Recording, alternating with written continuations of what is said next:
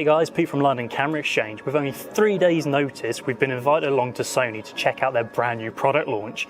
Yesterday saw the new A7R III announced with the 24-105 lens as well. We're here at Sony HQ in Weybridge. They've set up a couple of scenarios for us, so we're going to get hands-on, take some sample images and show you what we can get out of this camera.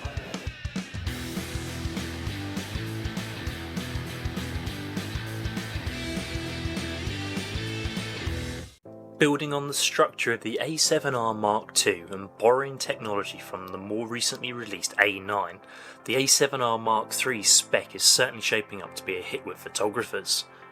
Housing a back-illuminated 42.4 megapixel sensor and the same Bion-Z processor found in the A9, Sony have been able to push the limits of this full-frame resolution monster with significant improvements in speed, precision, tracking performance, dynamic range and low light.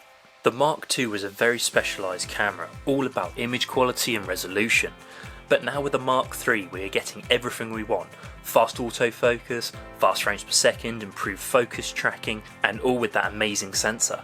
Able to handle up to 10 frames per second in continuous shooting with accurate autofocus and auto exposure, the Mark III is 2 times faster than its predecessor.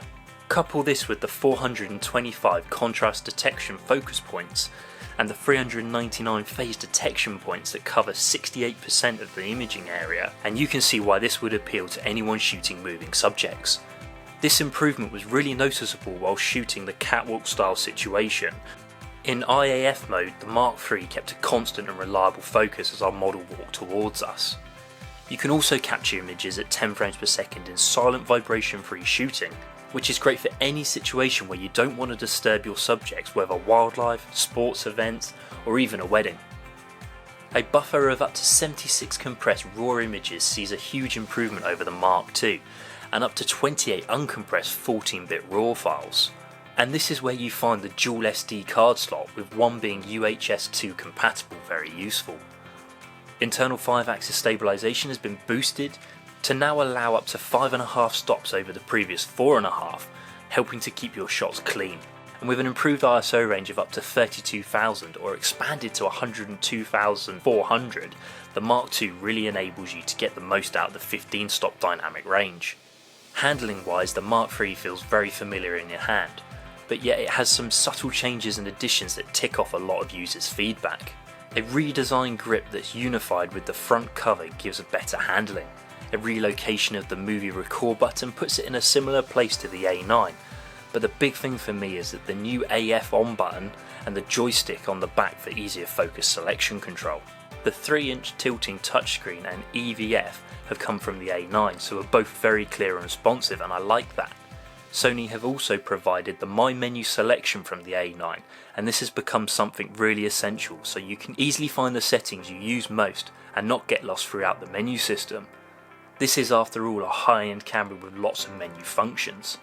Along with all this, the Mark III uses the same MPFZ100 battery found in the A9. This more than doubles the shooting times previously seen. This also allows the A9 battery grip and other accessories to be compatible with the Mark III too. While here, we also got to see Sony's new Tethering software. A lot of manufacturers have this, but Sony have spent their time getting it right. You can now remote fire your camera, view your images and process your shots. We have raw processing and software that can put together the new pixel shift technology, giving you a single image of 169.9 megapixels. This is superb for anyone doing architecture or high detail landscape shots. To handle all of that, the A7R Mark III has a built-in USB 3 connector and also a micro USB port. This lets you power your camera whilst tethering, which is perfect for any studio situation. Internal 4K HDR movie recording at 30p is shot across the whole sensor when using the Super 35mm format. It overcaptures in 5K, meaning that it gathers more data, resulting in less pixel binning. You can also shoot slow motion in Full HD at 120 frames per second. Built-in profiles like hybrid log gamma allows you to shoot and share HDR footage quickly and easily without the need for editing. You will see less blocked shadows and no blown out highlights when it's displayed through an HDR compatible TV. S-Log2 and S-Log3 are also found within the Mark III, allowing you to colour grade your footage later. Having played with the A7R Mark III for this short time, I can already see that Sony have taken a very specialised camera and added so much more to it. They have no longer locked the A7R to landscape photography or slower subject shooting, because now we have the Mark III, which can handle many subjects, and puts it into the same area as the D850 from Nikon and also the 5D Mark IV. The Mark II gave a very high resolution and amazing image quality, but it does leave users wanting more. The Mark III improves on this with its fast autofocus, better frame rates, improved stabilisation, longer continuous shooting, plus so much more, and yet it keeps that resolution high. If you'd like any more information, please pop into your local London camera exchange or click on the link below.